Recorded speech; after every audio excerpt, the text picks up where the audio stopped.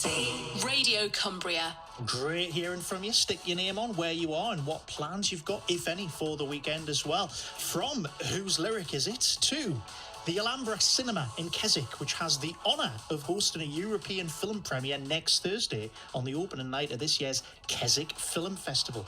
Maybe you work as part of a production team that's put something forward for this, or you know somebody that has. It's a great opportunity always to get your work out there nationally. Between the Lights is one such production that's been written, produced and directed by two filmmakers right here from Cumbria. Two brothers, in fact, from Wigton. David and Michael Groom are now based in New York City, no less. It's not done badly for them, has it, from the Keswick Film Fest? Between the Lights is the first film feature they've made together for their own production company, very Cumbrian, named The Lal Blue Dots. It's about a couple, Alice, who's a scientist, and Jay, who fall for each other despite their different outlooks on life. David and Michael have been chatting to Nick Brownlee from BBC Radio Cumbria, who started by asking Michael, how did he get into the movie business in the first place? I've made short films independently of David, but then we made our first short film together in 2016, and it did the festival circuit over the next couple of years. And then when the pandemic hit, I deliberately made the choice to step back from the freelance work I was doing in the film industry to focus on setting up our production company. And we thought, like, the film industry just stopped, as obviously did everything else. And we thought now would be a good time to actually properly see if we can just step back and set it up and see if we can get our first film financed and made. So how did the two of you work together as a unit, as it were? Who does what within the partnership?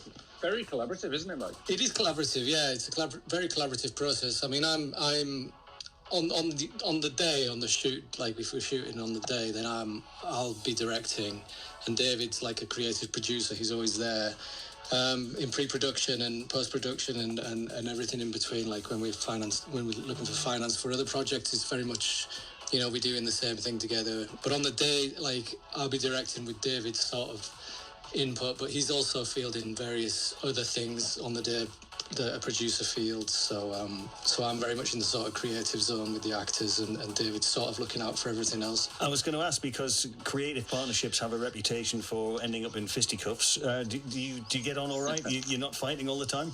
We save a lot of the bickering for pre-production and post-production, probably. I think strangely, or, you know, to our benefit, we have a reputation for being quite calm and easy to work with. So we like to keep that illusion alive. Yeah, you get a lot of siblings that work in film. You get a lot of husband and wife partnerships that work in film. So I think that there is an element to a genuine partnership away from filmmaking does seem to transfer quite nicely into the world of filmmaking. Of course, yeah. Right, so let's talk about this film. Between the Lights, it's called. I've seen it described as a romantic drama with a supernatural twist. David, could you just give us, without giving any spoilers away, could you just sketch out the plot for us? Yeah, so essentially we have a scientist skeptic who falls in love with a reluctant medium. And so you basically have a non-believer who happens to fall in love with a guy who basically, against his wishes, is tapped into the supernatural world. And it transpires over 3 Christmases. Those Christmases take place, 2 of them within the ancient, beautiful walls of York, ancient city of York. And the other Christmas takes place in the Lake District. So you filmed quite a bit of it in Cumbria, or some of the key scenes anyway. Just tell us whereabouts you've been. It was mostly in and around Keswick. We shot outside Friars, for example, who very kindly kept their Christmas lights up for us. And we shot in... Where else did we shoot? We shot like Friars Crag and Ashness Bridge, and then some of the countryside around Keswick. The Newlands Valley, that was interesting. I don't know if anyone remembers, it's going back some time, but there was hurricane warnings that week, so we were dodging weather warnings to get up into Newlands Valley and film on the side of a mountain. And so there's a very, very pivotal scene in the film transpires at Long Meg, and that was a beautiful place to shoot that scene, and it looked amazing on film. So the cast, will the average listener know who's in it? Will they recognise any names, or have you kind of gone under the radar a bit with who you cast in the film? They'd probably recognise faces, if not names. I mean, all our cast have professional actors that have done a large body of work between them. The co-leads, I mean, it's Ines's sort of debut feature in a leading part. She was in Broadchurch and things like that on TV. Sam's done a lot of TV. He's the other co-lead. He was in Better, which I think was a BBC thing last year, and he was in The Gallows Pole as well. That's fantastic. And the European launch pad for it is the Keswick Film Festival. Obviously, you filmed in and around Keswick, so it seemed like a logical choice to do it there.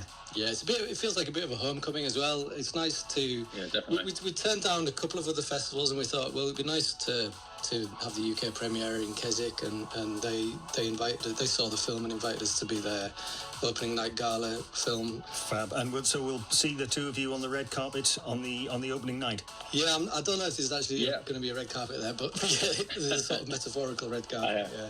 Oh, there'll be a red carpet there now they've heard that. Yes, dig it out. It's got to be done, isn't it? Cumbrian filmmakers Michael and David Groom with BBC Radio Cumbria's Nick Brownlee. Let's have a listen to part of the trailer for Between the Lights. This is where Alice and Jay discover just how different they are in their outlooks. The human brain is a biological quantum computer within which consciousness runs as a program. This program continues to exist even after death. According to their theory, human souls are more than mere interactions of neurons in our brain. They could have been present since the beginning of time. I'm a medium. Wow. Yep, she's laughing. My face. Get lost, you're not a medium. Yeah, I am. Like a spiritual medium. You talk to dead people. You must help me. We're going to be together. I don't know if I can be open to this side of you. In time you'll see. Interesting stuff. And the Keswick Film Festival runs from Thursday the 29th of Feb, that's next Thursday, until Sunday the 3rd of March. And the Thursday evening premiere of that, Between the Lights, in Keswick, is sold out.